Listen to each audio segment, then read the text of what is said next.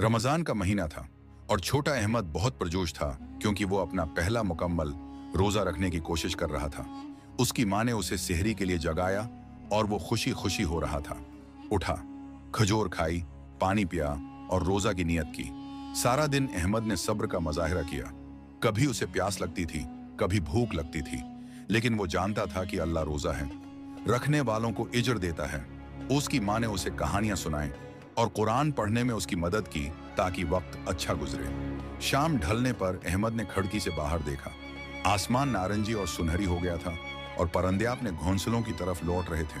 उसकी वालदा ने इफ्तार के लिए मजेदार खाना तैयार किया था। समोसे, पकोड़े, फ्रूट चाट और खजूर। अचानक दरवाजे पर दस्तक हुई। अहमद उसे खोलने के लिए भागा और देखा कि एक गरीब आदमी अपने छोटे बेटे के साथ खड़ा है। वो कुदरे परेशान नजर आए। अहमद मुस्कुराया और पुकारा, माँ।